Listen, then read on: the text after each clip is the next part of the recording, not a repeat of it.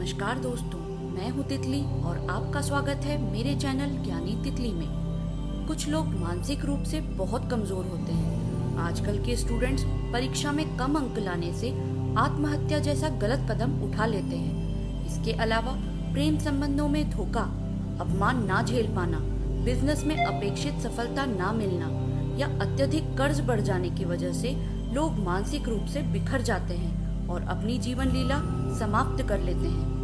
आज के वीडियो में मैं आपको एक ऐसे ही आत्मघाती योग के बारे में जानकारी देने वाली हूँ जो आत्महत्या करने की प्रवृत्ति को बढ़ाता है। जब हम स्वयं ही अपने जीवन को समाप्त करने की ओर बढ़ जाते हैं, इस स्थिति को आत्महत्या में प्रवृत्त होना यानी ज्योतिष शास्त्र में आत्मघाती योग कहते हैं, जिसे किसी भी व्यक्ति की कुंडली देखकर समझा जा सकता है और समय रहते उन अशुभ ग्रहों के उपाय करके समस्या को टाला भी जा सकता है। इसके लिए कुंडली में 4 चीजों को समझना बहुत जरूरी है।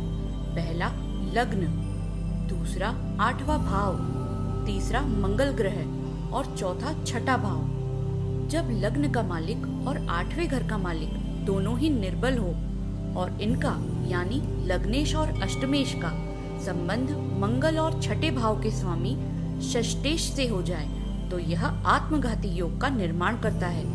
अगर साधारण भाषा में समझें तो लग्न व्यक्ति का व्यक्तित्व है। लग्न कमजोर होगा तो व्यक्ति की सोचने समझने की शक्ति कभी भी सही दिशा में नहीं होगी। वहीं कुंडली का 8वां घर व्यक्ति की मृत्यु का घर है, जिस घर से व्यक्ति की आयु, उसकी मृत्यु कैसे और कब होगी इसका अंदाजा लगाया जाता है। मंगल जो कि उग्र और आक्रामक ग्रह है। यूं कहें तो मंगल धैर्य की कमी है जो जल्दबाजी में काम करवा देता है। मंगल अग्नि और आक्रामकता का कारक ग्रह भी है और जब इन तीनों का छठे भाव के मालिक से संबंध हो जाए तो जातक आत्महत्या कर लेता है। आगे बढ़ते हैं और कुछ ऐसे ही संयोगों के बारे में और अधिक समझते हैं कि किन ग्रहों के साथ होने और अशुभ होने से कैसे आत्महत्या की ओर व्यक्ति बढ़ता है।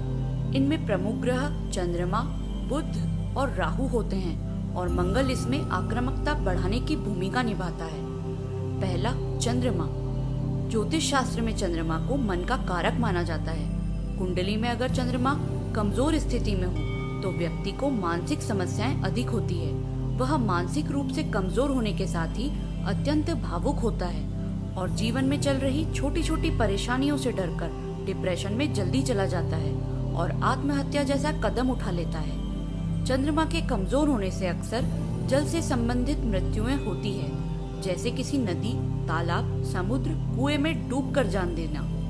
अगला और महत्वपूर्ण ग्रह बुध।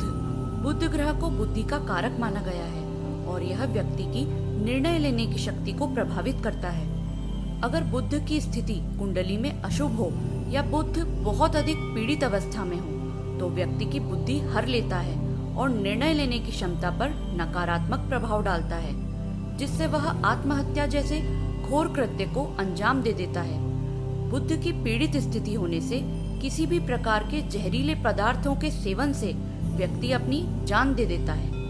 मंगल और राहु ये 2 ऐसे ग्रह हैं जो व्यक्ति में क्रोध, आक्रामकता और दुस्साहस को बढ़ावा देते हैं, जिससे व्यक्ति आवेश में आकर आत्महत्या कर लेते हैं। ये ग्रह व्यक्ति के आत्मविश्वास को पूरी तरह नष्ट कर देते हैं। इससे पीड़ित व्यक्ति अक्सर किसी हथियार से खुद को नुकसान पहुंचाना, कलाई काट लेना या बिजली के करंट आदि से मृत्यु को प्राप्त होते हैं। इन ग्रहों के अलावा शनि यदि बुध के साथ कमजोर अवस्था में हो तो व्यक्ति फांसी लगाकर या वाहन तेज चलाकर दुर्घटना से या रेल की पटरी पर लेटकर जान दे देता है, क्योंकि शनि का संबंध वाहनों और लोहे से है। इसके अतिरिक्त भी कुछ ग्रहों की युतियां आत्मघाती प्रवृत्ति को बढ़ावा देती है। अगर कुंडली में इन्हें समय रहते समझा जा सके तो इनके उपाय कर इनसे बचा जा सकता है। इनमें से कुछ प्रमुख हैं। मानसिक शांति के लिए भगवान शिव को जल चढ़ाएं। ज्योतिषीय सलाह से कोई रत्न धारण करें। विशेष तौर पर चंद्रमा का रत्न मोती और बुध का रत्न पन्ना। सूर्य को प्रतिदिन अर्घ्य दें, जिससे आपका आत्मबल और आत्मविश्वास हमेशा बढ़ा रहेगा। शराब, धूम्रपान और नशीली वस्तुओं के सेवन से बचें और स्वयं को अकेलेपन और मानसिक तनाव का शिकार ना बनने दें, क्योंकि स्वस्थ तन तो ही स्वस्थ मन में ही भगवान का वास होता है। दोस्तों, अगर यह जानकारी आपको पसंद आई हो तो मेरे इस वीडियो को लाइक और शेयर करें और मेरे चैनल को सब्सक्राइब करना ना भूलें। इसी के साथ मैं तितली आपसे आज्ञा लेती हूँ और मिलती हूँ अपने अगले वीडियो में और अधिक नई जानकारियों के साथ। धन्यवाद।